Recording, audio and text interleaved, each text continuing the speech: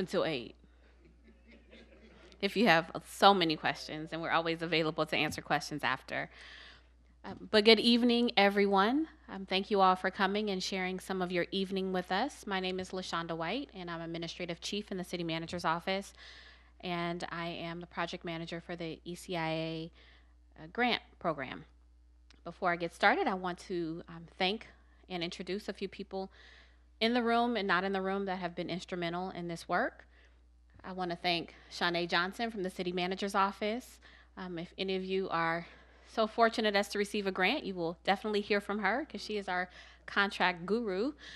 And then also Patrick Seals, he's in the City Attorney's Office. He's not able to be here tonight, but he's part of the team. And Sharice Duckworth in the City of Richmond also. We have a wonderful, great partner who has been at the table with us from day one, the Richmond Community Foundation. And I just want to thank them. So we have Jim Becker, the Executive Director, who will grace you with his presence tonight and present on fundraising. We also have Stacy Street, who has been a really great thought partner. She's not able to be here tonight, but she has always helped and supported us. And we have Joni Pachu, who will also be coming up after I speak to talk to you more about capacity building. So the three of them are part of the RCF team that have been supporting us. So a little bit of housekeeping. We are being videotaped tonight. So when it's time for question and answers, we will need you to talk into the mic. So once you raise your hand, we'll have to give us a moment to get the mic to you. If you do not want to be on camera, you may want to write down your question, go to the back because everything is being videotaped. And if you need to use the restroom, it is out of the double doors and down the hallway. And I think with that, it's not a lot of us in the room. So I just have a quick question. How many people have applied for an ECI grant in the past? If you could just raise your hand. Yeah, okay, we have 4. So everyone else, this is your first time, brand new? All right. So we are happy, like I said, to answer any questions after Jim's presentation. After Joni comes up and talks about capacity building, if you have any questions about that, we can take those then. After Jim talks about fundraising, if you have questions about that, we can talk about that, ask questions at that point. And then I will go into in-depth the ECIA grant application and guidelines. So we'll first start with the guidelines so people are very clear about what the guidelines are for next fiscal year, so fiscal year 1920. And then we'll go page by page, section by section in the application. So if people have questions, we can go into that. And once again, all of us are available after tonight to ask any questions. The grant is due Friday, 5 p.m., March 15th. And with that, I'm going to turn it over to Joni. Thanks, LaShonda. Hey, everybody. So I'm Joni Pachoon. I'm Director of Community. Is that buzzing sound my fault? Well, we'll see. Director of Community Engagement and Collaboration at RCF. And I'm just going to touch briefly on some questions that we had for you all about these trainings and how we can best support the work that you're doing. So capacity building, that's a word for supporting you. Like, how can we best build the capacity of nonprofits here in Richmond and help you do your best work? So the golden sheet that you have here has some questions about the training topics that are most interesting to you. And we asked these same questions at our workshop on Monday, and these are the responses that we got from folks. And we might get different ones tonight. But I just wanted to touch briefly on what people prioritized with these, and then also some ideas that the city and RCF has been discussing in terms of how best to kind of deliver the content to y'all. So the 2 top ones that people named were fundraising and results and evaluation. So kind of like, how are you measuring your work? How do you know if it's working? And that kind of like evaluation, both internal to your organizations and potentially with having support from outside. The other 3 that came up as high priorities were budgeting and financial management, collaboration and partnerships, and marketing and communications. And in the past, the way that we've done this is we would get these survey results, and then the city and RCF would go and decide, oh, who's a good speaker on that topic? Let's do a 2-hour workshop. They would stand at the front of the room and talk, and then you would leave with some tools, and that was it. And we're considering a couple things that we could do differently. This, we'll see what y'all think. So for some of these topics that are on this list, especially like collaboration and partnerships, a training might not be the best way. Like maybe just doing more collaboration and partnerships is actually a better way to have that work really stick and happen in your organizations. So one thing that we're considering is kind of expanding from just doing a training and a workshop to considering possibly having one-on-one consulting or one-on-one or group coaching of nonprofits. So that would mean on a specific topic that folks prioritize, having a different kind of support. So it's not just, I mean, maybe it follows up on some content like, oh, here's how you use social media. But then when it comes time to actually tell your story, working either one-on-one with a coach or a social media consultant or a group of your peers to actually practice that thing that you're learning. So now, for the next 5 minutes, we've got a little bit of time for you all, if you have feedback on this potential kind of change in how we might format the capacity building and the work that we're doing to support you, we've got some time to kind of hear from you. So what do you think? Or also if you have feedback on these categories or you had totally different ones, any of that is welcome.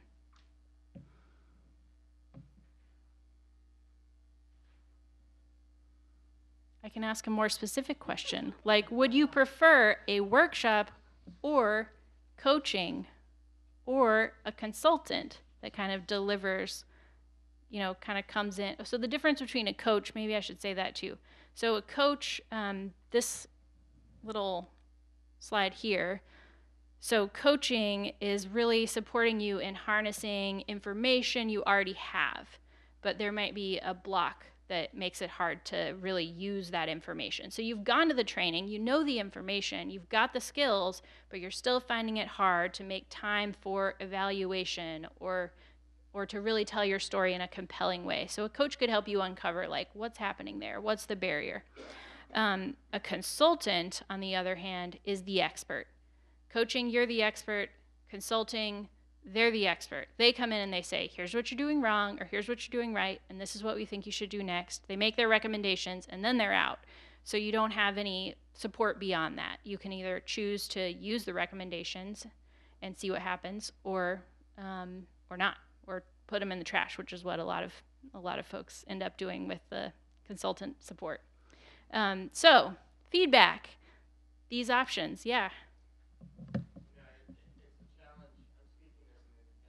Can you wait for a second with the... I'm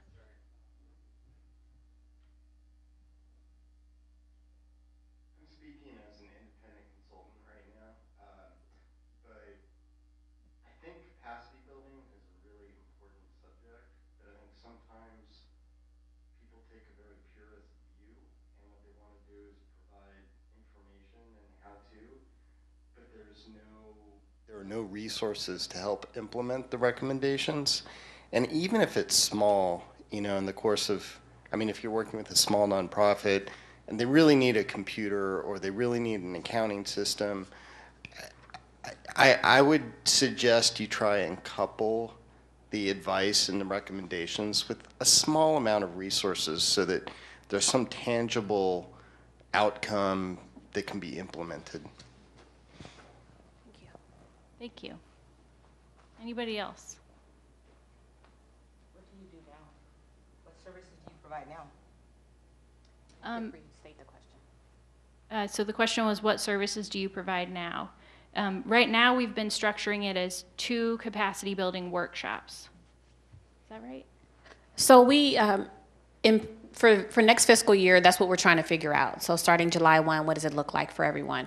What we've done in the past 2 years is we have a survey and we say, what kind of services or what kind of trainings would you like? people give us, they rate them, and then we find consultants. And we've been providing a training once every 2 months, free of charge, to any nonprofit organization that wants to attend, whether you're Richmond serving or Richmond based. We've had capacity building trainings on fundraising, social media, board recruitment and retention, just HR, human resources. So it really has varied in terms of what people have asked for year after year. And so we bring a very specialized consultant in and have a 2-hour training. Sometimes it's small tables, people get to talk to one another, and sometimes it is a lot of the consultant sharing information, and then there's time for question and answer. So that's how we've been doing it in the past 2 years, but we're looking to try and maybe do something a little different. So that's why we're trying to get some feedback, and I do appreciate your comment from the gentleman in the back about, maybe coupling it with some small resources to help people do something. So we're gonna take everything you're saying to us into consideration as we figure out in the next few months what capacity building could look like moving forward. Another option to give feedback is the, filling this out, and then also the blue form, the evaluation form that you have, giving more information there about the kind of training and support you're looking for. So how about this one? My name is Daniel. Take a compelling issue like homelessness and trying to build new partnerships, a new way of doing things, especially when there's a lack of resources and a compelling need, a huge need. And so bring a consultant in, have a collaborative solutions kind of workshop, but give it some more impetus, because now the consultant comes in with some serious skills, like home base comes in and really helps to leverage some action that RCF might decide, wow, that's something we want to do. Let's do a summit next. Something that initiates a larger vision, and it comes from more than just a few individuals. It comes from a building of a movement. Thank you. That seems like fits really well with the collaboration and partnerships one. Anybody else? Yeah. Oh, sorry. I'm David. My question is, are the trainings mandatory? And because it sounds like they were optional, and would coaching be, if you participate, would it be just we do a lot of coaching in our organization, so I'm a big fan of coaching. So I would love that model, but it does take like a continuous, meetings, and it's a continuous cycle. So I'm curious as to 2 workshops versus how many coaching sessions would that include? I think these are really good questions, and these are things we need to think about. So all of the trainings were not mandatory. If you want to show up, great. We ask people to sign in, because we let people know it's encouraged to come, because sometimes the review panel will say, how many, this organization, they feel like they need a little more help and structure. Did they come to any capacity building workshops? Did you let them know? And we can say, actually they did. They came to all of them. So they were never mandatory, but we always encouraged it. With regards to coaching, we definitely need to think about that. So if we do allocate resources to coaching or technical assistance, people will really have to commit to that.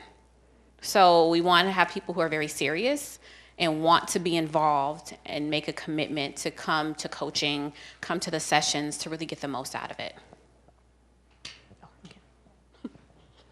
So maybe last comment on this, because we're going to shift to fundraising topic. Hi, Peter. Several years ago, the Chamber of Commerce had an office for the small business organization that I think came in from the county, and you can sign up for small business assistance. Is this the kind of thing you're talking about?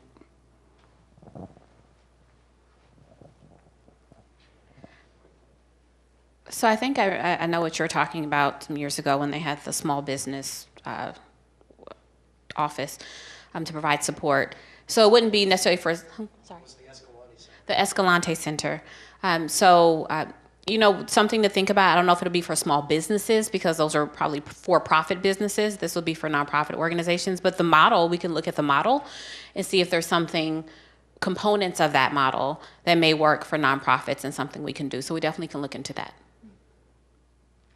Well, Thank you all for hearing these ideas and giving this feedback. It's really valuable. I have to go to a neighborhood council meeting, but my contacts info is on the back table. So if you want to follow up with me, feel free. Thank you. And now Jim. All right, thanks, Joni. Oh, I need my. Thanks. Good evening. How many people love asking for money? What? Yeah, well, we have to learn, but you also have to really understand it and enjoy it. There's a part of it that if you love your mission and you love what your organization does, the story you tell will help you raise money. So we're gonna look at some items tonight around fundraising. We're gonna give you a general overview of the strategies that you should think about, including this ECIA grant application.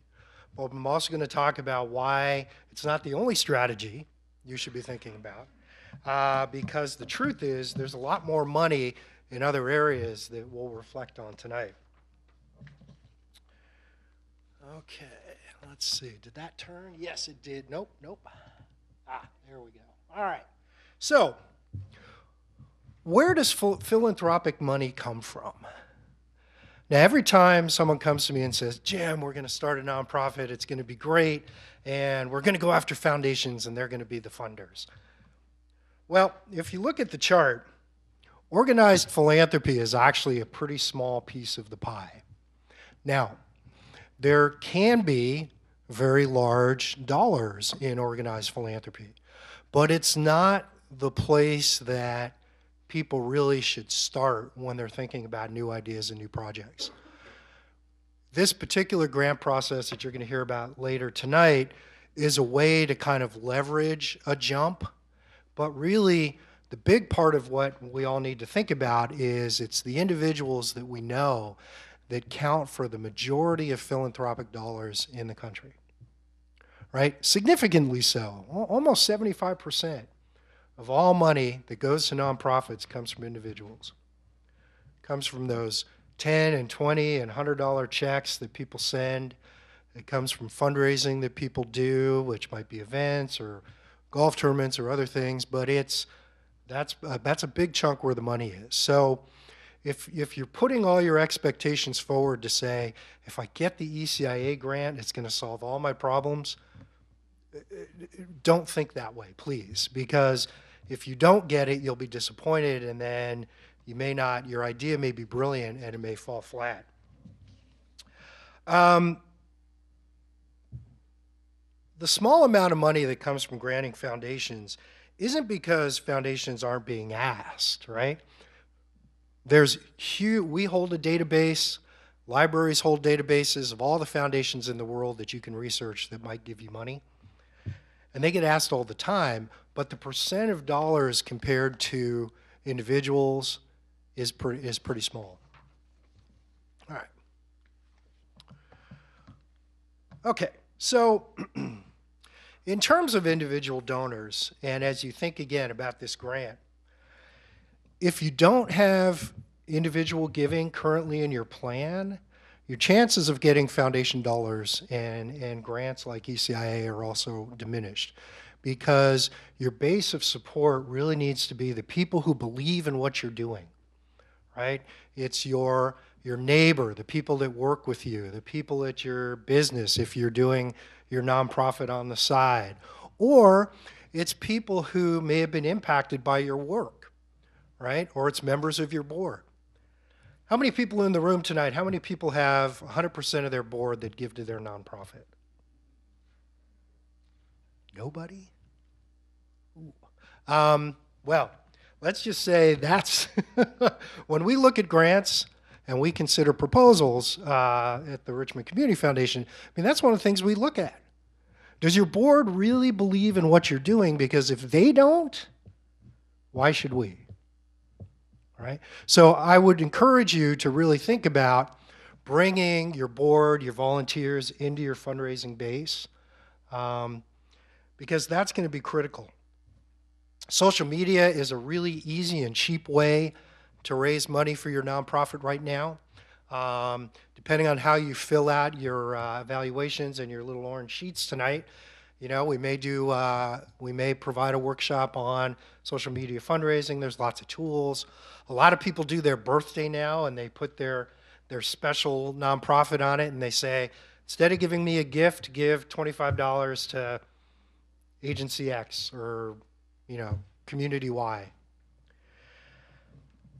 Major donors are then the next step. If you can find someone who's consistently giving you $25 or $50, you know, at the end of the year, you might go to them and say, you know, you've been a real good supporter of ours. Could you give us $1,000? Could you give us $5,000? You want to study who they are and know them, but that's a way to build your capacity. Next comes planned gifts and bequests, although that's kind of a long shot because it means someone has to pass away. But your donors who consistently give to you are really good prospects for becoming someone who leaves you in their estate. And let me tell you, if you work for a nonprofit that's ever gotten an estate gift, they're pretty big. And they tend to be bigger than you ever thought that donor had the capacity to give. But they gave to you every year and were consistent, and you built a good relationship with them. When they passed away, they left you in their will, and that's kind of that final stage of individual philanthropy. A lot of people think about capital campaigns. If you're going to do a building project, you might want to do a capital campaign. Foundations rarely invest in capital campaigns per se, but they might if it's part of a bigger project or program area. So think about that. And special events is what most people do. You know, golf tournaments, dinners, auctions. You know, some people do non-fundraisers where if you pay me $100, you don't actually have to come to an event, right? They do those kinds of things. Or they send you a tea bag and say, have tea with us at home, send us $100. I've seen that too. It's interesting. Special events are great, but you have to remember that really their purpose is to build future individual donors. It's not just to get them to come to the event and spend $50 on a dinner. It's to get them to come to the event, spend $50 on the dinner, get to know you, and give you $1,000 at the end of the year. That's the thinking. Institutional donors are what we are, and that's what the city is with the ECIA grant program. Institutional donors typically might sponsor a special event. So they might buy a table at an event. I know one of our colleagues here does an event called the Banyakata, which is kind of fun, and they do sponsorships and everything, and I know other folks here do sponsorships as well.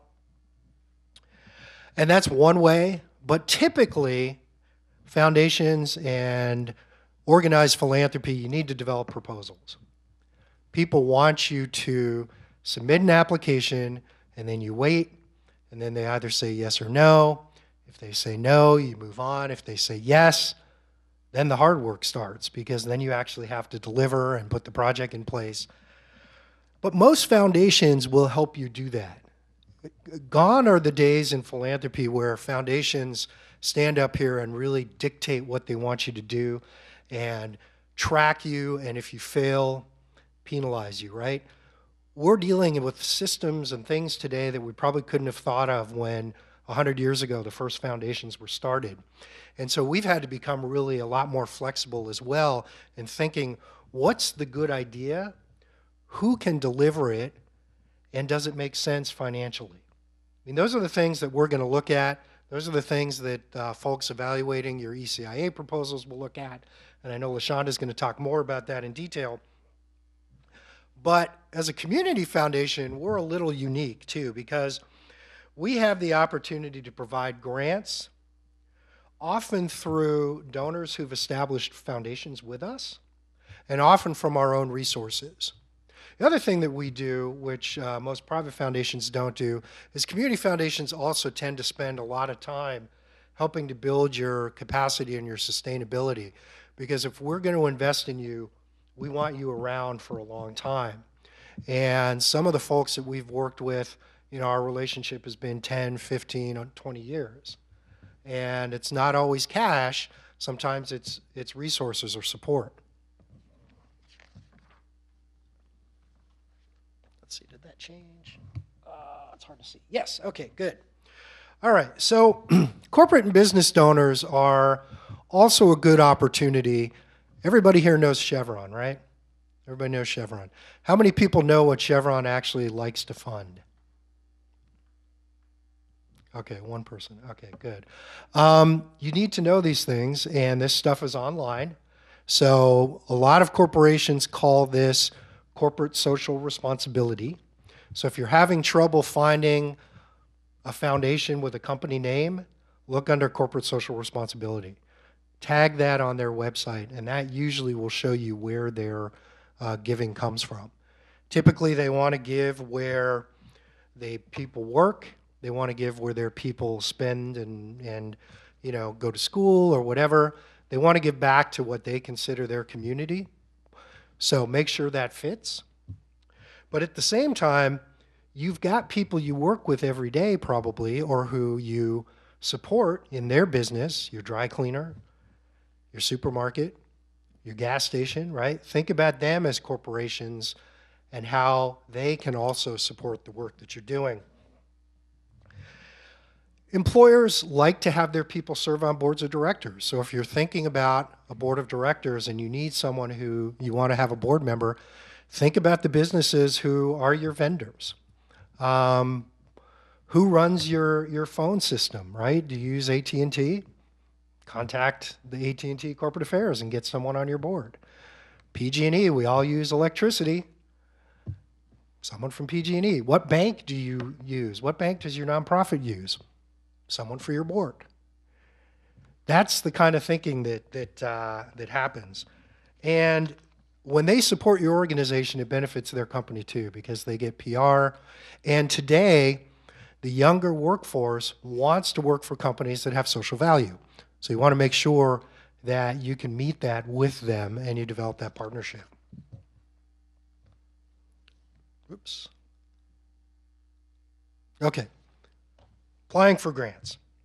So where do you find, am I on the right page there? Yes. Okay. Sorry, I'm not used to this. Normally you'd have Stacy Street here, who's my Chief Operations Officer, but she's home sick tonight. And so as her colleague, I jumped in and said, yes, I'm happy to do it. And sorry, I'm not as swift with the technology, but let's keep going. So grant opportunities. The Foundation Center recently just changed their name. But if you Google Foundation Center, you'll still find them. The Foundation Center and GuideStar just merged, and I believe they're now called Cardman or Cadman. Anyway, but if you Google either one of them, you'll be able to log in and find grant and research opportunities. Also, as I mentioned earlier, RCF, the libraries, others can also give you access to a lot of these databases so you don't have to pay for them. Some charge and some are significant, but you want to make sure that you do that. You also want to get on the foundations that you're interested in, get on their email list. Go onto their website, sign up for their email blasts, because they'll be putting out requests for proposals and other things, and you want to make sure you're on that list and you're getting that information. So if there's something that fits an idea you have, you can apply right away. The other thing, and this is always a little tricky, but the organizations that are your potential competitors or possibly your partners or doing similar work to you, look at who's funding them. All right, go on their website, because we all put on our website, these are our top 50 donors, boom, boom, boom, boom, boom, and it sounds a little crazy, but that's a good way to think about, okay, they're funding them, our work is similar, maybe that organization and our organization can do a partnership and go and maybe get a bigger gift from this particular funder. So think about it that way too.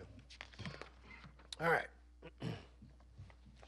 So the proposal writing process, and I know a lot of folks here are fairly experienced in that, but perhaps not everyone, begins with planning.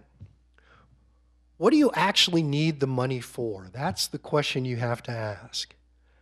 Is it for capacity? Do you need a new computer system or a new database? Is it staffing for a new program? And why should I, as a foundation, care that you need that money? Right? That's the planning that you have to think about. You have to ask yourself and your staff those questions. Because you can devote a lot of time and a lot of money to create a great proposal, but if it doesn't fit your organization, or you're just responding because there was a grant and you're trying to make something up, you're going to waste a lot of time putting together proposals that are being submitted that may never get funded. And there's a high probability they won't. You really want to make sure in this process with ECIA, and if you apply to us, if you apply to other foundations, that you are really clear about what it is you want and what you want to do with that money. It's also often easier to secure grant money for specific projects rather than general operating support. A lot of foundations have moved away from general operating support because they see that as the role of private donors or fundraising. So think about that when you think about the foundation giving. What's the project, and how does that project fit within the overall part of my organization? And keep asking that question. What do we need the money for? Right? What is it we really want to accomplish? What's that money going to do for us that's going to benefit our community and the people we serve? All right, research. So you've got a great idea. You understand clearly what you need, how much you need, and why you need it, how you want to spend it. Then it's, who are you going to approach, right? Where do you find those? I mentioned those databases previously. You want to get to people and come up with a list of the most likely prospects. So who are the people that are already funding this kind of work, who might be interested in my idea, and can I see if they have proposals? Can I do the research on their website? Can you see what they're looking at? Can I get into that? Then, of course, you have to write it. A lot of people hire grant writers for this. There are very good grant writers. If you're writing a grant for a couple of thousand, I might suggest that you do it yourself, and we can certainly help you with that. But if you're looking at a federal grant and you've never written one, there are great people in this community who can write those and do it well. So consider that. But most of us work for small nonprofits, and we tend to do a lot of this ourselves. So as Joni mentioned earlier, when you think about the coaching or the consulting idea that we've been talking about, this might be an area that folks might want to focus on. We could potentially create a peer writing group, right, where smaller nonprofits could sit and look at each other's proposals and help critique it and help people rewrite it so that you have a stronger proposal, especially if you only have one or two people on your team. Finally, there's the follow-up, right? After you submit and you wait, and some foundations respond quickly, some grantors take a while, depends on the size of the grant. But once you submit it, you should probably follow up. Hey, how's my application coming along? Do you have any questions, any additional information I can provide? Talk to the people at the foundation or the funding cycle and say, hey, I'd really like to know. If you get turned down, it's especially important to follow up. It's not, why didn't you fund me, but it's, how can I make my proposal better so that you will fund me in the next round, right? If you ask, why didn't you fund me, they'll probably tell you, and you probably don't want to hear it because you may have missed some critical things in what the funder was thinking about because either your planning or research wasn't prepared, right? So you really got to start there. But when you get to the follow-up and they actually say, yes, we're going to do it, we want to perform, then your follow-up is, okay, I have to be able to now step up and deliver this and meet all of the objectives that I told the funder I could do. All right. So typical proposal elements. Most foundations use this standard approach. Most grantors use this standard approach. There's the executive summary. Let me just say you don't want to write this first. A lot of people go, oh, executive summary, it's just a bullet of all the ideas I have.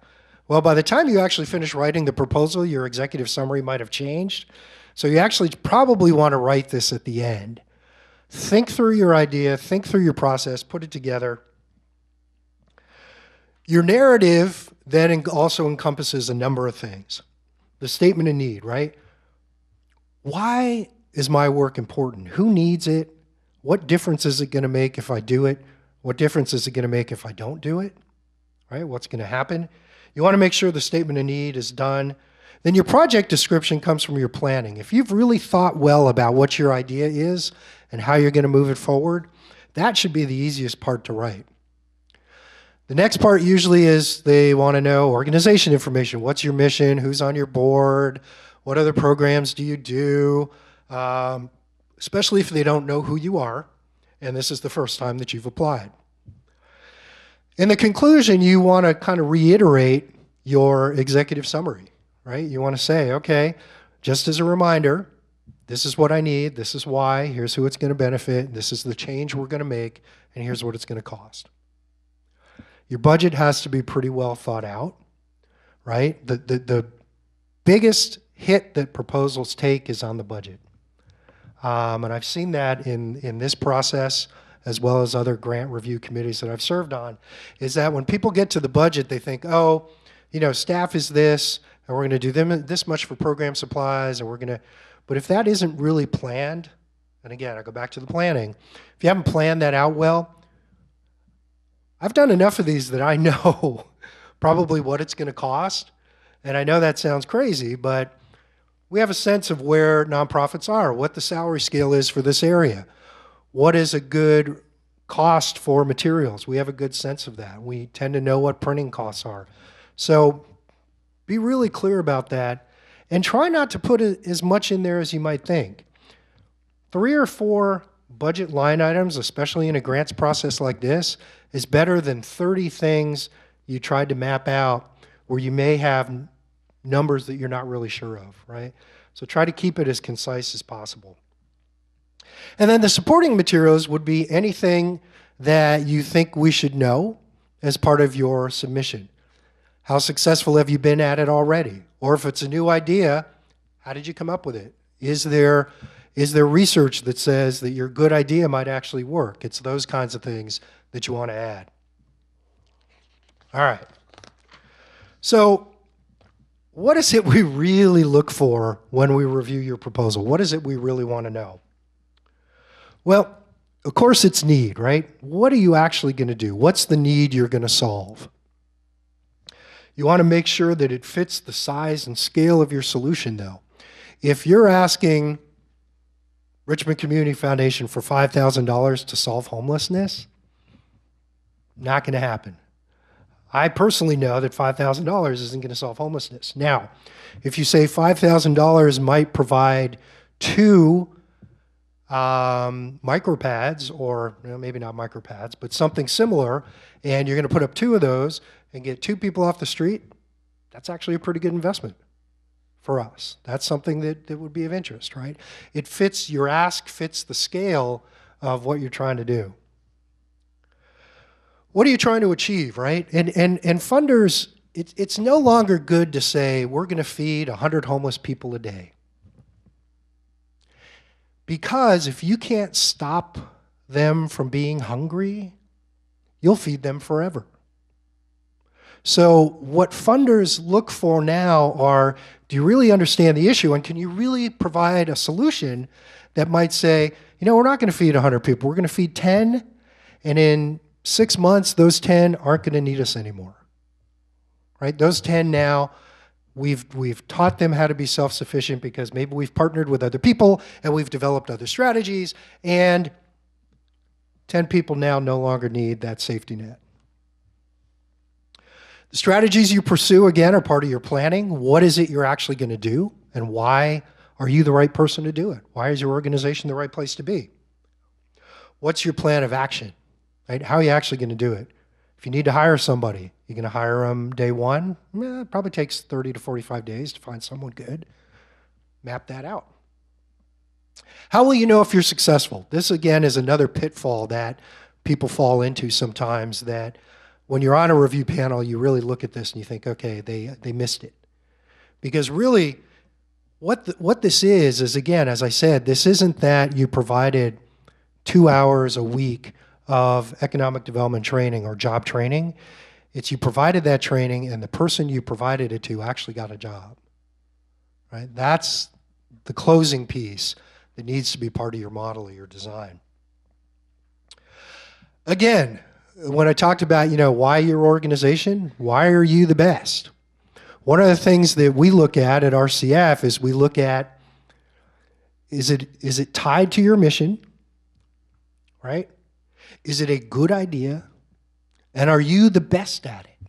And if you are, then we can talk. We want those kinds of investments. Could be a great idea, and it could be that you have no background in it at all, and we might say, okay, so why you? Why not someone else? And you need to answer that. Well, it's me because, yeah, I'm not a construction engineer. I don't do job training, but I have this idea. It's modeled like this, and I have the passion to do it. Because in the end, what we invest in is the relationship. The foundations and grant makers invest in the relationship. We want to know that our investment in you and your organization is going to make a difference. Right. In the end, it's about sustainability. And this is a question actually that I think is really sometimes unfair that we ask this, but it's almost become habit. Asking about sustainability when you're applying for a $5,000 or $10,000 grant is kind of crazy because that's not going to sustain you. But if you're not thinking about it, what are those other fundraising people and companies and things that I talked about earlier? If you don't have that as part of your plan, then you're less likely to get the grant, right? So when you think about sustainability, it's how is your organization going to go on? Are you thinking about it, right? If you're not thinking about it, you should be, but are you thinking about it? Because if you are, that speaks well. Okay. Okay, good. So follow-up, the yes and no. All right. Yes, you got the grant, but it's actually just the beginning of the relationship. You want to go way beyond the thank you with the funder, right? So if you're an ECIA grant recipient, you should be inviting LaShonda to your events when you launch the program, right, LaShonda? Or you could invite, if you're one of our grantees, send us your newsletter. We love that stuff. We like to know that actually our investment in you made a difference. And we will show up.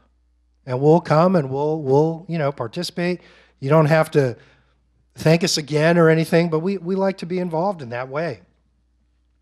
Again, as I mentioned, if it's a no, again, find out what you can do to make that proposal better next time, right? That's a question that every funder will want to talk to you about because we hate saying no. I mean, truthfully, if you think about it, we for RCF for a while did small capacity building grants, $5,000 to $10,000 grants. We would receive for a $100,000 grant pool, in other words, 10 to 20 grants, we'd receive 150 applications. So that's 140 no's, right? But our commitment was to make sure that if you came back to us again, that your proposal was stronger and better and tighter, and it might be something we would consider. Because it's a lot of work to put proposals together, and we want to help you make sure that they're good and strong. So some final thoughts. Fundraising is the gentle art of teaching the joy of giving. Remember I asked at the very beginning how many people love to fundraise, and I think maybe one person raised their hand. I love it. I will talk about the work of RCF and the work that we do with nonprofits and the work we do in the community till the cows come home, as they say. I love it. I'm happy to meet with people and talk about it because I believe what we do is good stuff. And I'll talk to anybody about it. If someone says, I want to give you $25, or someone says, I'll give you $10,000, they get the same me, right? It's not, we don't like that, go, oh, you're only $25,000, because who knows? As I said, that $25 giver consistently might be your $10,000 or $50,000 estate when they pass away. You never know. Most giving is 80% emotion and 20% rational. If you have a good story about people, that's ultimately what matters to the donors. and to the funders, right? That's what we really care about. It's about people. And finally, and I said this a little bit earlier too, but not quite as well as Mr. Smith did, donors don't give to institutions. They don't give to your nonprofit. They invest in the ideas and the people that they believe in. So, remember, when you're planning your grant, start with an outline, put everything together, get it ready, be as clear and concise as you can, avoid jargon, focus on the funder's interests, not just your own, and do your research. And always, always, always follow the funder's guidelines. Funders get so many proposals that if you miss that one attachment or you add your margins, if they say 1-inch margins, boy, it better be 1-inch margins on your paper, right? If you miss those, that's almost an automatic out. So think about that. And be sure, again, to have people look at it, have them revise it, work with your peers, work with us. We'll help you think about your proposals and help develop them. But you want to take that time and be really prepared. So contact information at RCF. Again, I'm not Stacy Street, but I am Jim Becker, but Stacy is really the expert in this. I'm filling in for her tonight because she's down with the flu bug. And Joni Pashun, who you met earlier. My name again is Jim Becker, and I'm happy to be of service to you if I can. Thank you.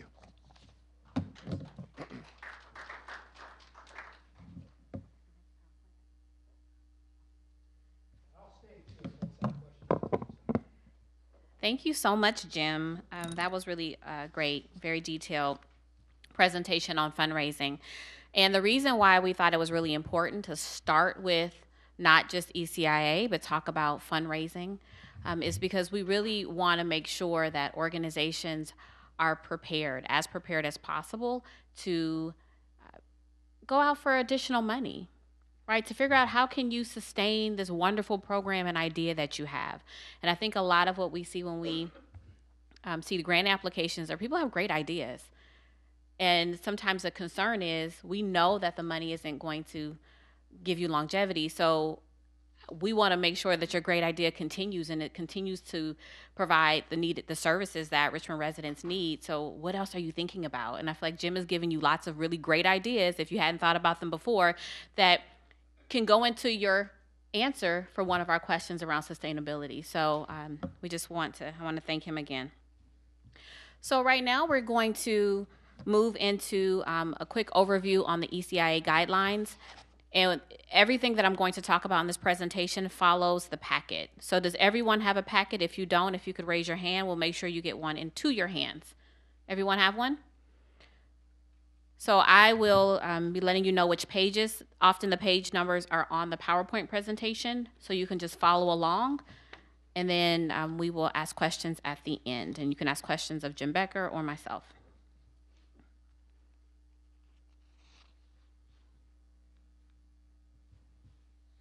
Beautiful picture mural from downtown. So on page 3 of the packet, it talks about the background, and it's about the Environmental and Community Investment Agreement, or ECIA.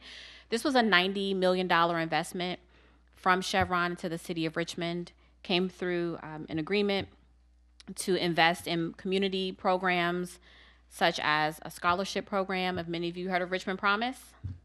That was funded at the tune of $35 million out of the ECIA in terms of seed funding. Also, in there we have job training programs, public safety programs, and then the competitive grant program is included in the community programs. We have greenhouse gas reduction programs in the ECIA, so urban greening and transportation, climate action plan. And then we have a solar farm program, which is $10 million investment in terms of land, a really large solar farm that's out over by North Richmond. So within the community programs portion of the grant of the ECIA, it was a $6 million allocation for the ECIA competitive grant program. So what we did, it's a 10-year ECIA, it's a 10-year agreement. We divvied it up, divided it over the 10 years. So we've allocated about $600,000 a year towards the program. Fiscal year 1920 will be year 4. So we still have a few more years to go We're still refining, we're still trying to make it better, and we always appreciate feedback. So this is still on page 3. We are always in conversation with our city council members about what is the goal of ECIA and making sure we really are adhering to that. And for the ECIA, it's very broad in terms of what people can apply, what organizations can apply, and what you can apply to receive funding for. And the program is focused mainly on community programs and programs that support nonprofits that provide services to youth sports, and the community. That's a lot. That really encompasses almost every and anything. Our city council really is interested in providing support to a vast array of community-based organizations that serve Richmond. And so we really are, we want small organizations that are new, organizations that are existing. So we really are trying to have this money go far and reach a lot of organizations. And as I stated earlier, and Jim stated the same thing, ECIA should not be your only request for funding. You really should be looking at other funding sources to keep your program going. So now I want to go into the specific guidelines. And that was a beautiful picture of the Richmond Plunge. If you have not been, please go. What lighting will do? I heard you say it looks different. It's beautiful. Okay, so on page 4, eligibility requirements, pretty general, and these are the same as last year. So we want organizations that are Richmond serving. You don't have to be based in Richmond. If you are based in Richmond, you do get extra points when we score, but you need to be Richmond serving. And the goal for the city council, because they know that there are great organizations that are located in other jurisdictions outside of Richmond, but the goal is that the majority of the services you provide in your organization should be focused on Richmond. So we have this 80% threshold. If people have specific questions about their organization and their program, please ask us after this, or we can talk one-on-one to get more information. You have to operate as a 501c3 or have 501c3 tax status. If you don't, you can use a fiscal sponsor that does have that. And a stipulation in the ECI is if you receive funding in the current fiscal year, so if you are a grantee that received more than $10,000 in the current fiscal year, you have to sit out 1 year. So we want to allow organizations to not always have receive funding year after year. So there's no consecutive years in terms of applying for the grant if you receive more than $10,000. On page 5, with regards to award amounts, the range is $2,500 to $50,000. The grant cycle will start July 1, 2019, go a full year to June 30th, and that's the city's fiscal year. So your year might be different, and we understand that, but it's based on our fiscal year. And each organization can submit 1 grant application. If you're a fiscal sponsor, if you're serving as a fiscal sponsor, you can, of course, apply for or submit an application based on the different community-based organizations that you're serving as a fiscal sponsor for.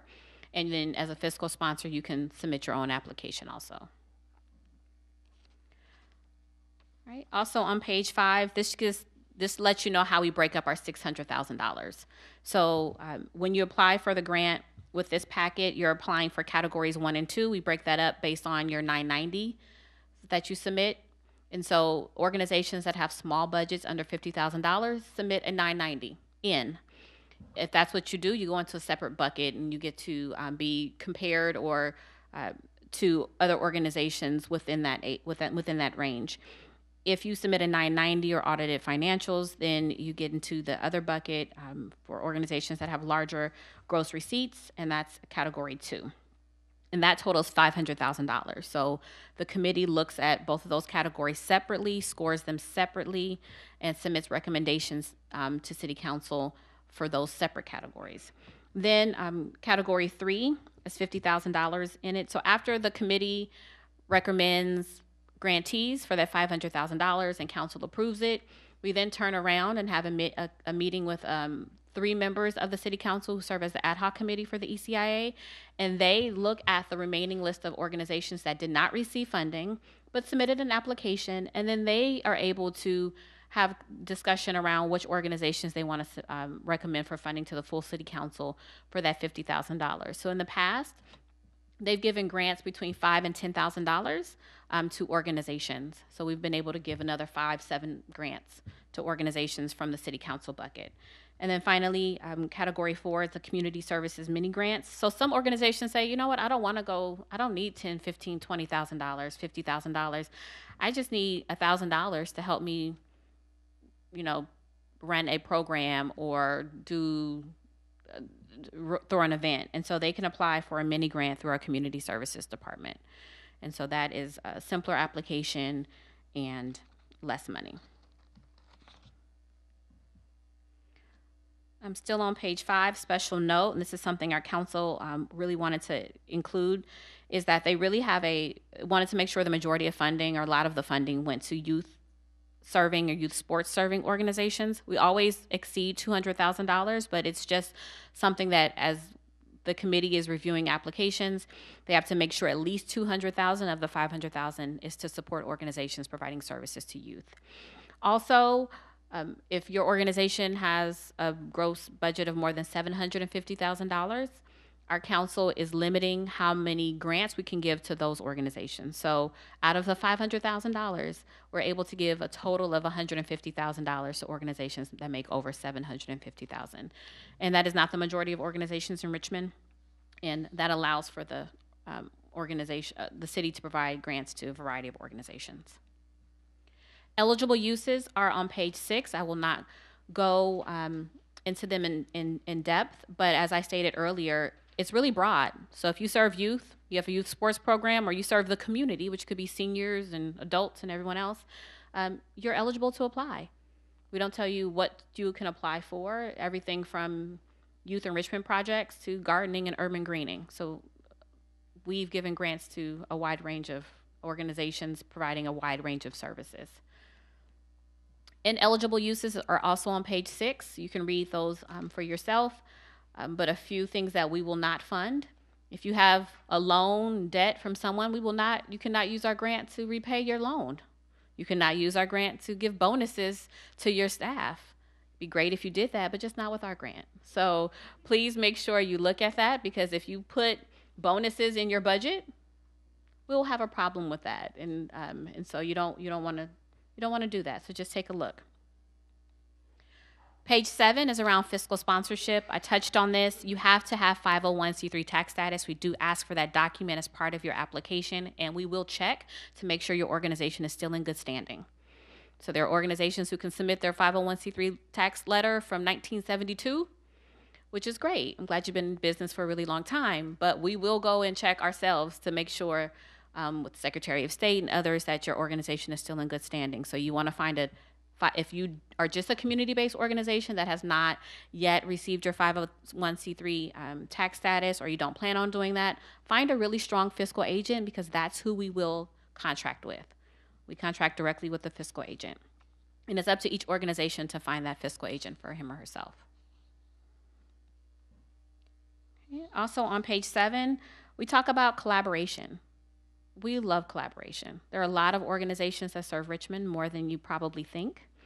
A lot of nonprofits out there, and a lot of nonprofits that provide very similar services, or organizations that may provide complementary services. So you want to just be thoughtful. You may already collaborate with organizations, and we want to just see in your application, and there's a question in there, if you're collaborating, let us know who you're collaborating with. There is a new portion of the application that you need to be aware of that was not there last year. If you are collaborating with a governmental entity, the school district, the county, the city of Richmond, to provide any component of your service. So for example, if you're wanting to provide after school programming and you're saying you want to go into Kennedy High School, we need something from Kennedy High School principal, the school district, to say that they are in agreement, that they know about your program, they have agreed to allow you to use space. If it's with the city of Richmond and you say you're collaborating with the city of Richmond, please get a letter from, just say, our community services director or the fire department, whoever you're collaborating with. We need that as part of your packet.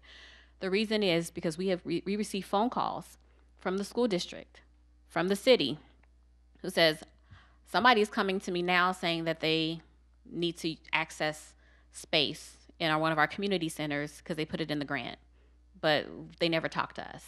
Or the school districts have called us and said, somebody's trying to get into our schools because they got a grant from you, but they never came to us. And it takes a lot of work to get into a school in the school district. There's a whole process. And so what we don't want you to do, we don't want to set you up to fail. We don't want to give you a grant and now you can't actually deliver your services because it's going to take you 6 months to get into that school. So please do your work now. It's not a lot of time, but please do your work now to talk to the governmental agency, and we will check to make sure that that is accurate. All right, page 8 is a list of application submission requirements. Jim touched on this. Please follow directions. I mean, that's the best thing I can tell you. It really, really matters. We want all of the documents that we want them there. We want them for a reason. And so it's really important that you use the application as a checklist to make sure every question is answered in your application. A question answer is points that you will not receive. 5, 10 points can make a difference in if you rank high enough to receive a grant or not. So make sure every single question is answered. Make sure you provide us we need the page limit is important, right? We know you have a lot of things to say, but we don't want to read 25 pages from you because that's 25 pages, for example, times 60 to 100 grant applications that we receive. So make sure you keep it, to the 8-page. We want your organizational budget, your program budget, proof of your 501c3 tax status, your financial statements, and we'll talk about that later. Your list of board of directors and affiliations, and that can be just a simple list. Maybe you have them on your website, print that out. The letter describing your collaboration, if with a governmental entity. And if you have a fiscal sponsor, we need that letter. Page 9 tells you what our submission details are. So make sure you read that and follow it, please. Mainly, we need 6 hard copies of your completed application, which includes your budget and any resumes that you want the committee to see. So just say you're providing counseling services. It is really helpful for the committee or the review to see that you actually have counselors who have the right credentials to provide that service. So just think about if, somebody that you're saying is going to provide services, you may want to show their resume, right? So you need to think about that. And we want enough copies that each of the review committee members receive. So just take a look at all of that and make sure you just follow directions. Oh, sorry. I passed over payment provisions. So if you are so lucky as to receive a grant from us, many organizations don't necessarily need advances. So those who don't, it's based on a reimbursement basis. You provide the services, you give us backup document to show us that you spent $25,000 of your $50,000 grant, and we issue you a check. If you do need an advance, there are a lot of organizations that can't float that kind of money, right? So, and it doesn't matter how big your grant is. Every organization is eligible to receive 50% upfront. So once we sign the grant documents, we're clear on the scope, we can advance you 50% of your total award. What we require is if you want the next 35% advance, you have to submit a progress report. We need to be in conversation with you about what type of programming you've done. We need to see all of your backup doc about how you spent that first 50%. Everything looks great, you get your next 35% advance. We do hold 15% until we make sure you've provided everything you said you're going to provide. You've given us your final progress report or final report, and you've given us all the backup that we need. And I do just want to let people know that as a city government entity, we do ask for backup docs. So if you say you bought 10 computers, we want to see your receipt for 10 computers. There's likelihoods that we can get audited, and so all of that information is, we apologize for the extra work that it may cause you, but just be thoughtful about that when you're filling out your application, that we will ask for sufficient backup documentation. The review criteria, so you can get a maximum of really 100 points, but if you are a Richmond-based organization, you get an extra 10 points just for being based in Richmond, and that is based on the address that is on your 501c3 tax letter. And if you've moved or something and it's different than your 501c3 tax letter, you can put a different address on your application, and we will check that. But the 100 points comes from 40%, from 40 points from program description and concept, 40 from impact and goals, and 20 for financial viability. And when we go through the application, we'll talk more about those different sections. Review process, March 15th, 2019, 5 p.m. on Friday. Mark your calendars. Not 5:02, not 5:01, 5 o'clock. Our doors lock. Please be in our offices or have it mailed well before that. It needs to be in our hands at that point. So if we receive your application, we will review it internally first to make sure we have everything that we asked you for. And then if everything is there, we submit your application, all applications to our review committee, which are 5 appointed members of the community. So either Richmond residents or people who work within the city, not for the city, but within the city of Richmond. They're all appointed by city council. They each get a binder of every single person's application. So that's why we need 6. So we get to keep one. Each review committee member gets another one, gets one, and then they individually read every single application and score them. Then we get together with the committee and we tabulate all the scores, and we have conversations based on those that really are ranking high. And also we go through a lot of them, even if they're not, just to talk about the different components in the applications. And eventually the committee comes out with a recommendation that they make to city council. City council has the final word in terms of if they will approve or not approve the application, the grant recommendations. And once that happens, we enter into contracts. The timeline is included on page 12. And as I stated, applications are due on March 15th. And then it takes us months to go through the review process, the contracting process, and with the goal of entering into contracts July 1, 2019. You can look on page 13 just to know it. Make sure you want to apply for this grant, because if you apply and you get it, you'll have to go through these different grantee requirements. So we have a contract, you have to get a vendor application, get a business license, you have to have insurance. We will want to have at least one site visit to get to know you and your organization. And then there are reporting and invoice requirements. This is Betty Rees-Soskins. I hope all of you have went to go see her amazing talk at Rosie the Riveter Park. So that actually is the overview of the guidelines. Anyone have questions about the guidelines? If not, I can go directly into application.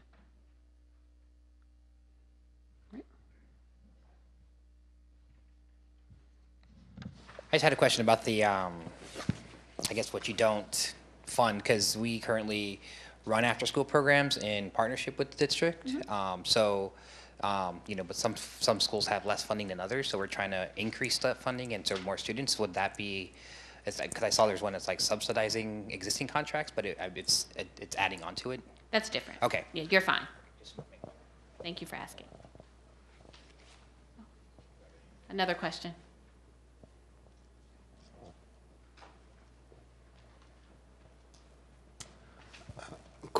Peter, question on the 50% advancement. Yes. I did talk to a 501c3 that they said that last year's advancement was sometime in November, as opposed to if you start your program July 1. What's the advancement date that you can reasonably expect advancement money? Understood. So what happened last year was that it took, probably for that organization, it took a while for us to enter into contract. So we can't give an advancement until we actually enter into and execute the contract. And so we are trying to make sure we're meeting our internal deadlines, timelines in terms of how long it takes for us to do internal review, how long does it take for the community to review and make a recommendation to council, how long does it take for council to approve a recommendation, so that it gives us as staff sufficient time to enter into contracts with organizations. So if you can imagine, we had 30 organizations we had to enter into contracts with. That's a lot. All of them, some of them were done in different time frames. And we have, oftentimes organizations don't receive what they ask for. So if you ask for $50,000, the committee might say, we'll give you 30. So now that means an organization has to go back and redo their scope, refine their budget to meet that $30,000. So all of that takes time. Sometimes it takes way longer than we want it to. And so what happened probably with that organization is that it took us time to get through 30 contracts and to maybe refine the scope. So our goal, though, is to, based on the timeline, we are trying to get to City Council for approval in May, which gives us at least 1 month for us to really, as staff, and we have 3 people who will be working on it, to split up the applications or split up the contracts and really focus on, however many individually, to try and make that July 1 deadline. So if we make a July 1 deadline and your contract is executed by July 1, it takes us a week, maybe 2 weeks to turn around a check once you submit your invoice request. So we're trying to do better. I just want to make sure that I understand this. So if you're not a nonprofit, then you can have a sponsor. Is that correct? That is correct. So if you're a community-based organization, you don't have 501c3 tax status, you need to find an organization that does have 501c3 tax status that's in good standing, okay, and work out a relationship with them. So we'll need that agreement as part of your application. And then they actually are the ones that's submitting the application. And that organization is the organization that we'll enter into a contract with. Okay. And then they'll have a separate agreement with you to talk about, once we pay them, how are they paying you, or do they pay you and wait for a reimbursement from us? So that's all the things that you need to figure out with your fiscal sponsor. But yes, you still can apply. Okay, thank you.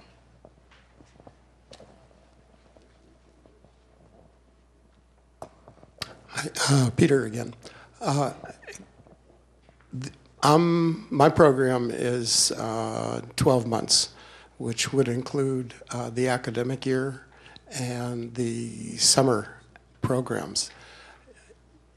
Is it possible to apply for both grants? What I mean by that is your category 1 or 2, either one, and the community service grant. I understand it's 2 separate applications. Will one interfere with the other? So for your first question, in terms of for organizations, some organizations, their timeline or the majority of their work is in the summer. So our grant starts in July. One thing I can say is our initial grant agreement is July 1 through June 30th.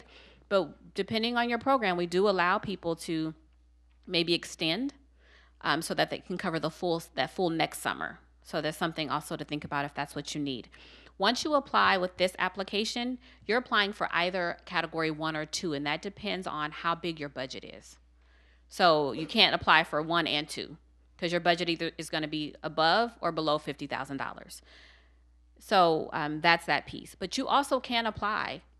You may have a different program. You may have another component of your program. You can apply for the community services grant also. Their application timeline is different than ours. So their actual application was open in December, and so they do like a calendar year one. So it's not the same timeline as us, so you can keep a lookout for their grant process, but it does not prohibit you receiving a grant from us, doesn't prohibit you from receiving a grant from Category 4, from the mini grants from community services. So for the summer recreation program, I contact that department directly then for the application? Yeah, and I can tell you it was online. The application is closed. It closed in December.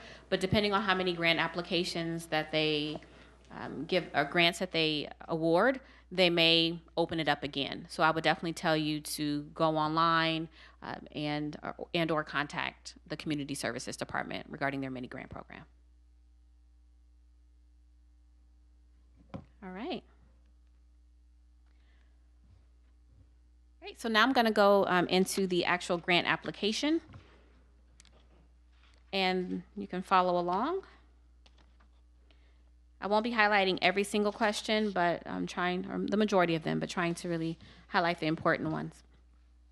So in Section 1,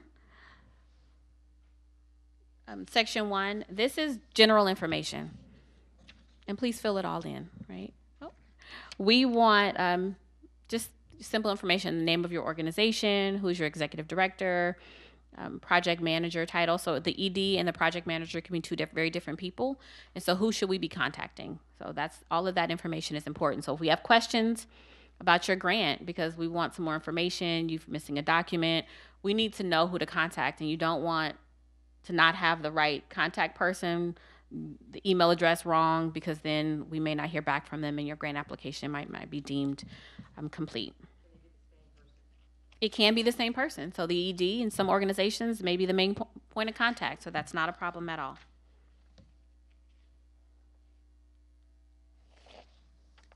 Okay, also, yes. Thanks. To access the application, we would go online, fill it out online, and then print it out at the end. Is that correct? Correct. So the application can be downloaded in Word, or it's online as a fillable PDF. So whatever works best for you. The fillable PDF will help you kind of stay within page limits a little better, but it's in both Word and fillable PDF. But they're all on our website, including the budget templates. All right. So the second. So for still in section 1, if you have a fiscal sponsor, this is where you put that information. So the first part is for those who have 501c3 tax status, or if you're a community-based organization, that's this part. That's you. If you're a community-based organization using a fiscal sponsor, putting your fiscal sponsor's information. Program project information. For program project title and summary, this is very important. We use this information. So when we talk about who received grants, what are we giving a grant for, we copy and paste this information. So if you don't have a really good project summary, that is what's going out into the public. So just know that. So please be very thoughtful about your title. You want it to tell really what your program is, what your program or project is about, and a really good simple summary of what you're going to be doing, and we use this.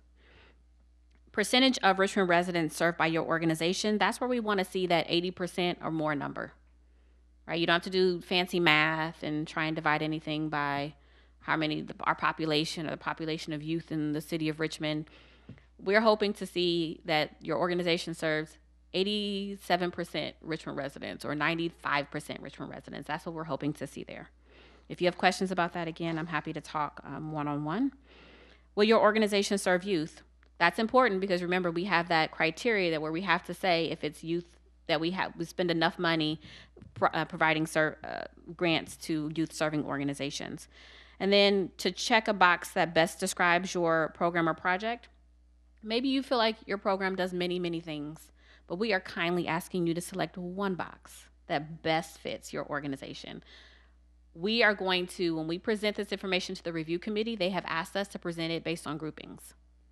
So they can have a sense of how many organizations are they looking at around leadership and development or health and fitness. And then it helps us also in thinking about maybe how can we categorize and group organizations if we're doing capacity building. So that's an important component too. Finally, in section 1, we ask for information about your budget. This is you pulling information from what you already have. So what is the cost to run your program or project? Just say you're doing an after-school program and it costs $100,000 to run that after-school program. That's what we want to know there. But in the next box, amount of grant funds requested. So what is how much does it cost? How much are you asking us for? So if it's $100,000 to run your program, you're not asking us for $100,000 because that's our max is 50. So maybe you're asking us for 20. We want to know that. What's your organizational budget? So later we ask you to give us a copy of your organizational budget. We don't want you going to create it because hopefully you have an organizational budget already created and you are printing it off of your website or it's in QuickBooks or it's somewhere that exists. We want to know in that current year. So whether it's your calendar year, whatever your most recent current organizational budget is, once you provide that as an attachment and just say it's $1 million, it should say $1 million here. Don't attach something that says it's a budget of $1 million and you tell me your organizational budget is $26. Like, please make them match. And we've seen things that don't match, so help us out. And then if your fiscal sponsor if you have a fiscal sponsor, just put their budget there. So on the application, everything in section 1 is on the first page, and it really helps the review committee to be able to see a snapshot of your organization. So just think about that. Section 2 is really the meat, right? It's telling us about what is it that you want to do. So your program project description, question A is really general. Tell us just in general about your organization. You should be able to cut and paste that maybe from a website. Remember, there's a page limit. So I've seen people spend a whole page telling us about their organization and 5 sentences telling us about what they want to spend the money on or what they want to use the grant funds for. So be very thoughtful about this. So we want to understand your program so that we can understand what services you're trying to provide with the grant funds. So question B is really important. This is key. Spend time here. Have somebody read this. Have somebody that doesn't know your program really well read that answer to say, can you tell me what I want to spend this money on? If somebody's like, I have no idea, then you need to relook at it, because this is where it's very difficult for review committee members to say, I want to fund this program, because they do not understand what you're trying to do. So be really thoughtful. And then for C, we ask you about tasks and activities. We're breaking it up into 2 sections. So, first 6 months, second 6 months. And that's because when we enter into a contract with you, we need a report for the first 6 months and then a final report for the second 6 months. So we want to know that you know what you're doing throughout the year in your program. And it shows us that, in the end, that you're going to do what you said you're going to do. So we're going to compare the end reports with what you included in your grant application in our contract. Also in section 2, question E is about collaboration. So if you don't collaborate with anyone, you don't have to answer this question. If you do, we want to know who you collaborate with. So this is your opportunity to tell us. If it's the school district, don't forget to attach your letter. If it's another nonprofit organization, please let us know, because it's really it's really great when we see organizations collaborating. All right, section 3, project impact and goals. And this is sometimes hard for organizations to fill out, but we want to understand in question A, who are you serving? So is it your target population? Is it seniors? Is it children? Is it 0 to 5? Is it 18 to 21? What area are you serving? Maybe it's Santa Fe and Coronado, the south side of Richmond. Maybe it's the Iron Triangle. Maybe it's all of Richmond. And then how do you know that your program is going to have an impact on that target population? What do you know about the work and services you're going to be providing that you hope is going to translate into impact? And then we want to know, for question B, total number of individuals served versus total number of Richmond residents. So this could be the same number. This could be different. You can say my project serves 100 people, but I'm planning on serving 90% or 90 Richmond residents with my ECIA funded project. Sometimes it's exactly the same number, sometimes it's not, and we understand that. Section 3, question C, this is about having you really break your project into sections around your goal. So what's your major program component? We tried to give you an example. So just say it's school preparedness. That's really what I'm doing. I'm helping to prepare kids for school. What's the outcome for that? I want to provide backpacks filled with supplies to 100 third grade students, because that's going to help them be prepared for school. How are you going to know that you met that project outcome? Well, I'm going to track how many backpacks I provided. And what's your goal? Once again, it's 100 backpacks. And then how are you going to track that? So you're going to say, I'm going to have 100 filled backpacks at the event, and hopefully at the end I'll have 0 backpacks left over, right? Or I'll have a tally, something. What is it? How are you doing it? Some people have very sophisticated surveys that they have, or you need to just be thoughtful, right? Because we want to know, if you say you're going to do X, how are you going to track that? How, at the end of the day, will the community, the city council, the review committee know that you're going to do what you said you're going to do? So please be thoughtful. Question D and E in the application talk about more detail around how are you gauging your success. So in this, in question C, we don't want paragraphs here. That's not what that's meant for, because it's a box and you don't want to use up all your space. But question D allows you to go into more depth about evaluation. And then question E is that question around sustainability. So just, be thoughtful. Section 4 is budget. So financial viability. Question A is just for you to this is here so you make sure you attach your most current 990 or audited financials and tell us what that number is. And then B and C is a reminder for you to attach your organizational budget and to complete the program budget. We do not give you a template for your organization budget because we expect you to have that. We expect that to be part of you doing everyday business, that you have a budget. And so we don't give you a template. We've seen people provide it to us in an Excel spreadsheet, print out QuickBooks. It doesn't matter. Just give us your budget. We do give you a template for your program budget. And this is what it looks like. It's in Excel and it's also in Word. So pick how you want to submit it to us. This is the information we need. Give us as much detail as you can because it's very helpful for the review committee. They look really hard at this. If your tell us what the category is for both expenditures, revenue and expenditures.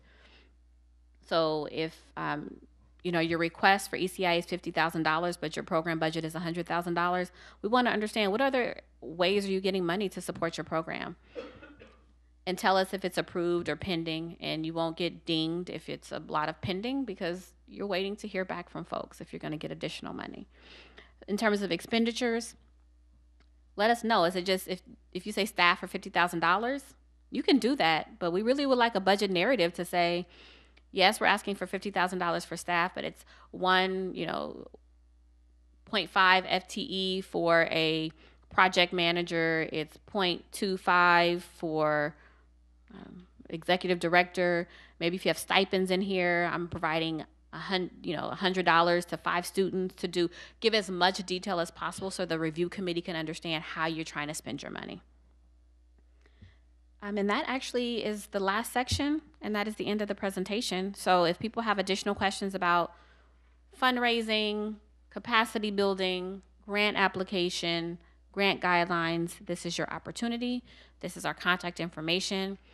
If you have any questions between now and the deadline, first, please use the email address. It goes to not just myself, but to Shanae and Patrick. So we all get the same email, and one of us, it's easier for somebody to respond. If you email me directly or Shanae directly, we have a lot of emails that we all have to go through. So we're just kindly asking you to use ECIA grants at ci.richmond.ca.us. We do have the website, which has information up there. And if you want alerts, I would tell you to please go and sign up for City of Richmond e-news. And so if we have additional information, not just about ECIA grants, but about the mini grant program when it's due, if RCF has any grant applications, if other places have grant applications or capacity building trainings, we send information out to organizations just to let them know. Any resources we know about, we send them to you. So with that, I truly thank you for giving us, I hope it's only been an hour and a half of your time. If you have questions, we are happy to answer them right now.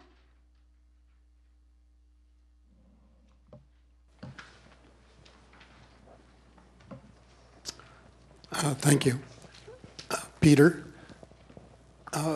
Fiscal sponsors charge a fee for projects. Is there a maximum that is allowed by the city? There is not. As part of this application, I know there are other places that set a limit. We don't. But as an organization, you should. Hello, I'm Gregory. The Community Service Mini Grant Award, that's not this program. That is not correct. That's just another, we have $600,000 allocated annually out of the ECIA. And so what we heard initially from organizations is that everybody doesn't need $50,000. And so for organizations that wanted a smaller grant award, they could apply. We decided to do a set aside so that our community services department could oversee that grant program. And so that is a smaller grant you get a smaller grant award if you apply and receive a grant and are awarded a grant there. So that's a separate program. Okay. It's not this one.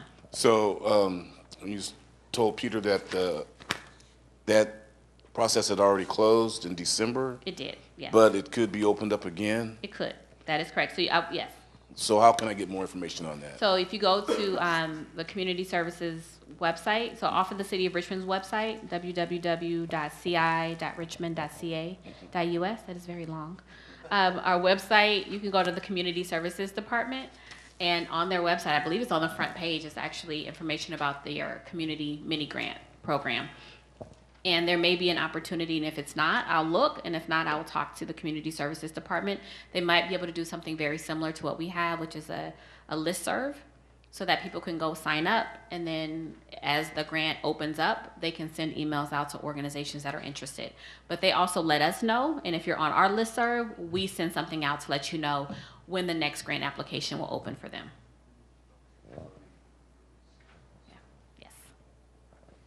You're welcome. Hi, thanks for your informative presentation tonight. You're welcome. Thank you for staying. Yeah. Quick question. Okay. Got a fillable PDF form Yes. that's accessible. And so when I'm done and I hit print, it'll print out the application with in the template. The maximum is 4 pages when It's- that stuff. It's 8 pages, Okay. single-sided, or 4 pages, double-sided. Gotcha. So we want 8 pages. Thank you. You're welcome. The fillable PDF dictates kind of how things are looking when you fill it in. Be very thoughtful if you're going to do the Word version. We don't want, 6-point font and trying to get your information into 6 pages. But there's information in here in terms of what we require in terms of in the application. So we ask for a 12-point font, but we don't tell you it can be single space or double. I just want to add that the application online, when you do the Word doc, it's actually locked, so it'll make sure that you're doing everything in the proper format. That way, we did that on purpose because people would accidentally delete a question. And when you delete a question, you don't answer a question, and that you're missing points. So we try to really help you out and make sure all the questions are locked. I just want to be clear. If I fill it out online, the printable one, I can just fill it out online and then print that out and use that, right? Correct. Okay. I would please tell you, fill it in, save it, print it. Because I don't want you to lose any of your valuable information because you can always use it for other grants or for future years. One moment, ma'am. Thank you. Question about your extra points, Yes. the 10 points. So if the organization is based, say, like El Sobrante, but all of the services are provided in Richmond districts, so is it up to 10 points? Is that what you're saying? Or It is a flat 10 points. You either get it or you don't. There's no range. So if your address is in Richmond, you get bonus points. You get 10 extra points just because. And that's our council's way of honoring the fact that people are Richmond based. So that's what that is.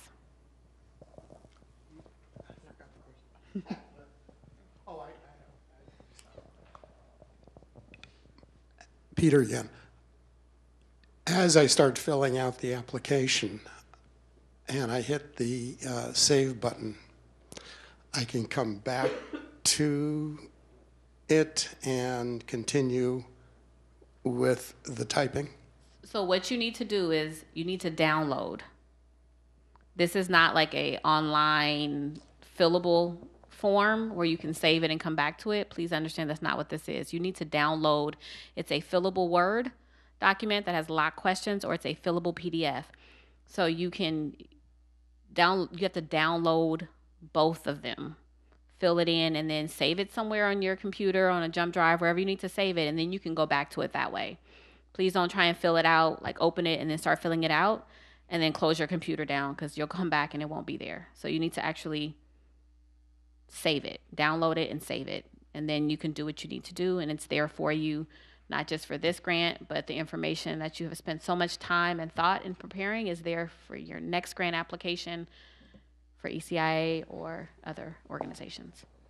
Would you mind going into more detail about the insurance requirements? Yes, so you only have to get insurance if you are funded. So if your organization is awarded a grant, then that's where you have to enter into a contract with the city of Richmond, and there are specific requirements that the city has for nonprofit organizations. All of that information is actually in your packet. So there is an exhibit that says City of Richmond Insurance Requirements, Type 5. So we tried to give you everything that all the information in this packet. It gives you an example of a 501c3 letter. It gives you an idea of what IRS Form 990 looks like and a 990N. It tells you what our insurance requirements look like. Because some people may say, you know what, it's not worth it for me. Like, I don't want to get insurance. I don't want to get a business license with the city. If that's the case, you don't want to go through all the work, or I don't want to actually go enter into an agreement with the city. You don't want to go through all the work of submitting an application because you might get awarded an application or a grant. And we've had organizations do all that work and then be like, oh, I don't want to get a business license. And then they give the grant back. So be very, look at everything in the packet to make sure you're okay with everything. Hello, my name is Anselmo. Quick question. Is there a place on the internet, or maybe you can share what the previous years looked like as far as the awardees, so I can know more information, just like research? I'm going to let Shanae answer that question for you. So we will have that up on the website. You can go to www.ci.richmond.ca.us, and we have /ECIA grants. But we can send that we'll send out an email blast. I think we can do that to let people know that it's available. So it will show the grantees from fiscal year 16-17 when we first started up until current fiscal year 18-19. Also, we're offering to send out applications if you want to see some examples of applications that were good in the past. If you email the ECIA grants email address, then we can get you some copies of that as well. Thank you, Shanae. Any other questions? Going once, going twice, sold. Have a wonderful evening. Thank you again for going through this journey with us. Oh, thank you, Peter. And I know your name, see, because you asked so many wonderful questions. Thank you all for once again coming and asking great questions. Thank you for agreeing to be on camera. If you can kindly fill out the gold sheet about capacity building and the blue sheet, which is our evaluation form, we take that seriously. We want to continue to grow and get better. So thank you again.